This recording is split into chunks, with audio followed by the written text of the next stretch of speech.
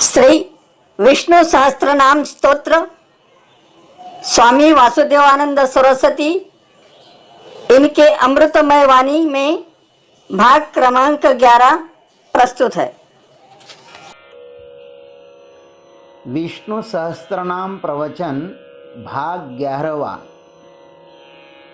ओम त्र्यंबकं यजामहे सुगंधिं पुष्टिवर्धनम् उर्वारुकमिव बन्धनान् मृत्योर्मुक्षीयमामृतात्। सदाशिवसमारम्भान् शङ्कराचार्यमध्यमाम् अस्मदाचार्यपर्यन्तां वन्दे गुरुपरम्पराम्। शान्ताकारं भुजगशयनं पद्मनाभं सुरेशं विश्वाधारं गगनसदृशं मेघवर्णं शुभांगं लक्ष्मीकान्तं कमलनयनं योगिभिर्ध्यानगम्यं वन्दे विष्णुं भवभयहरं सर्वलोकैकनाथम्। अब द्वितीय प्रश्न, एकं परायणम अपि किं वा। इस लोक में एक ही परमाश्रय स्थान कौन है? इसका उत्तर देते हैं। परमं यो महत्तेजः, परमं यो महत्तपः, परमं यो महद्ब्रह्म, परमं यः परायणम्। यो परमं महत्तेजः, जो परम महान तेजस स्वरूप है। यो परमं महत्तपः, जो परम महान तपः स्वरूप है। यो परमं महद्ब्रह्म, जो परम महान ब्रह्म है। यह परमं परायणम, जो सबका परम आश्रय है। अब इसकी विस्तृत व्याख्या करते हैं। यो परमं महत्तेजः। युधिष्ठिर जी का दूसरा प्रश्न था कि इस समस्त प्रपंच का परम आश्रय स्थान कौन है। प्रपंच का आश्रय स्थान प्रपंच से किस प्रकार विलक्षण है, इस विषय में श्रुतियां कहती हैं। जो परम महान सबको प्रकाशित करने वाला चैतन्य प्रकाश स्वरूप है, वह कैसा है? येन सूर्यस्तपति तेजसे दधात्। तैत्तिरीय ब्राह्मण कहता है, जिस तेज से प्रकाशित होकर सूर्य तपता है। अथवा तद्देवा ज्योतिषाम ज्योति। बृहदारण्यक उपनिषद कहता है, उसे देवगण ज्योतियों की ज्योति कहते हैं।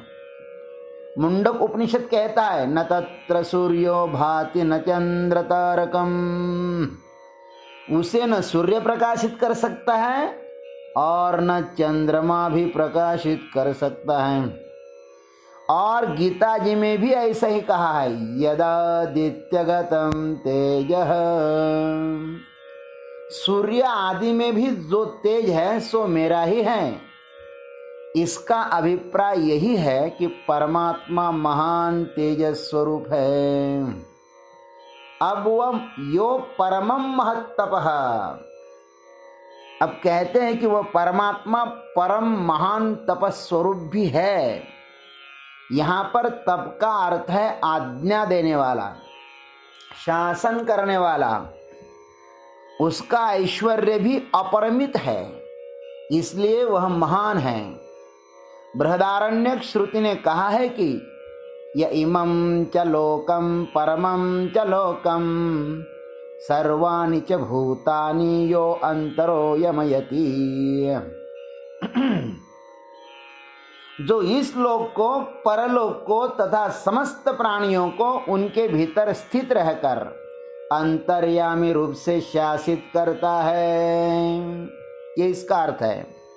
इसी प्रकार तैत्तिरीय उपनिषद में भी कहा है कि भीषास्माद् वातः पवते भीषो देति सूर्यः भीषादस्मादग्निश्चेन्द्रश्च मृत्युर्धावति पंचमः। इसी के भय से वायु चलता है, सूर्य उदित होता है, और इसी के भय से अग्नि, इंद्र और पांचवा मृत्यु दौड़ता है। इस परमात्मा को महान इसलिए कहते हैं कि तस्यैश्वर्यम अनवच्छिन्नमिति महत्वम। भाष्यकार कहते हैं उसका ऐश्वर्य अपरिमित है, इसलिए वह महान है। यह पूरा संसार महान ऐश्वर्य से भरा हुआ है। मांडुक्य श्रुति ने भी कहा है कि एष सर्वेश्वरः, वह सर्वेश्वर है। सब प्रपंच उसकी ही आज्ञा से चल रहा है। यो परमं ब्रह्म महद, वह परब्रह्म परमात्मा सच्चिदानंद स्वरूप होने से महान है। उसकी महत्ता यही है कि वह कभी भी अपने स्वरूप का त्याग नहीं कर सकता।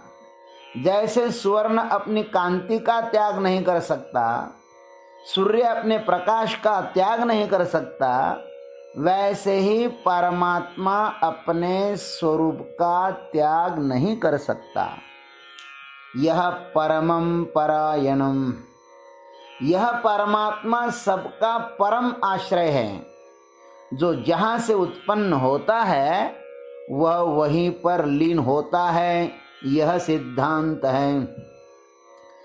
तैत्तिरीय श्रुति ने स्पष्ट कहा है, यतो वा इमानि भूतानि जायन्ते येन जातानि जीवन्ति यत् प्रयन्ति अभिसंविशन्ति तद्विजिज्ञासस्व तद्ब्रह्म इति। जैसे सब जल स्रोतों का आश्रय सागर होता है, क्योंकि सब जल वहीं से उत्पन्न होता है, वैसे ही सब घटों का आश्रय स्थान माटी होती है। सब अलंकारों का आश्रय स्वर्ण ही होता है, वैसे ही सब प्रपंच का आश्रय परमात्मा ही है, क्योंकि सब चराचरात्मक संसार परमात्मा से ही प्रसूत होता है। परमात्मा के अतिरिक्त यह जीव चाहे जिस लोक में जावे, उसे यदा कदा पुनः इस संसार में लौटना ही पड़ता है। गीता जी में स्वयं भगवान ने कहा है, आब्रह्म भुवना लोका पुनरावर्तिनोऽर्जुन मामुपेत्य तु कौन्तेय पुनर्जन्म न विद्यते। हे अर्जुन, ब्रह्मलोक से लेकर सब लोग पुनरावर्ती है, परंतु हे कौन्तेय, मुझे प्राप्त होने पर पुनर्जन्म नहीं होता। अरे भाई, क्या अग्नि में जला हुआ काष्ठ पुनः काष्ठ बन सकता है? क्या शक्कर बना हुआ गन्ना पुनः गन्ना बन पाएगा? क्या घी बना हुआ दूध पुनः दूध बन पाएगा? क्या सुवर्ण बना हुआ लोहा पुनः लोहा बन पाएगा? वैसे ही परमात्मा को प्राप्त हुआ जीव पुनः जीव भाव को प्राप्त नहीं हो सकता। जैसे नमक का हाथी जब स्नान करने समुद्र में एक बार प्रवेश करता है तब वह पुनः नहीं लौटता, वैसे ही यद्गत्वा न निवर्तन्ते तद्धाम परमं मम। क्या ऊपर कही हुई अग्नि की ज्वालाएं पुनः लौट सकती है? अथवा ऊपर गई हुई अग्नि की ज्वालाएं पुनः लौट सकती हैं क्या? वैसे ही जीव जब अपने परम आश्रय परमात्मा को प्राप्त होता है ना, तो वह पुनः लौटता नहीं है। इस समस्त संसार का परमाश्रय परमात्मा ही है, इसलिए परमात्मा को प्राप्त हुआ जीव पुनः इस संसार में नहीं लौटता। इसलिए परमात्मा को प्राप्त करने की हम सभी को चेष्टा करनी चाहिए, और इसी जन्म में हम परमात्मा को प्राप्त कर सकते हैं। यह मनुष्य शरीर परमात्मा को प्राप्त करने के लिए ही मिला है, नहीं तो यह चेद वेदी दथ सत्यमस्ति न चेदिहा वेदिन महति विनष्टि भूतेषु भूतेषु विचित्य धीराः प्रयत्यास्माद्लोकात् अमृता भवन्ति। इस प्रकार परमात्मा को प्राप्त करिए, यही अवसर है और ये बार बार मिलने वाला नहीं है। ओम तत्सत। शेष अग्रिम भाग में आप सभी प्रिय भाई और बहनों को मेरा विनम्र निवेदन है कि आप इस YouTube चैनल को लाइक और सब्सक्राइब जरूर करें और बेल आइकॉन जरूर दबाएं, जिससे कि इस ब्रह्म विद्या का अधिकाधिक भक्त लोग लाभ उठाएंगे।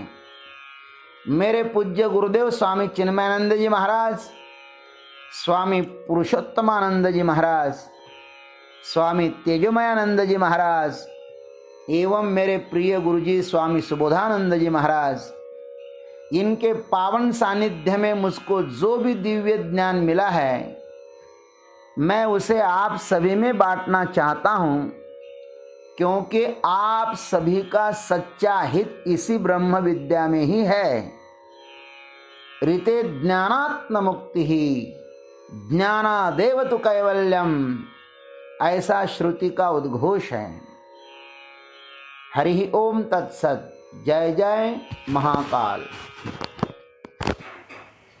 नम्र निवेदन देवियों एवं सज्जनों, स्वामी वासुदेवानंद सरस्वती के अमृतमय वाणी द्वारा विष्णु सहस्त्र नाम का अगला भाग के लिए प्रतीक्षा कीजिए।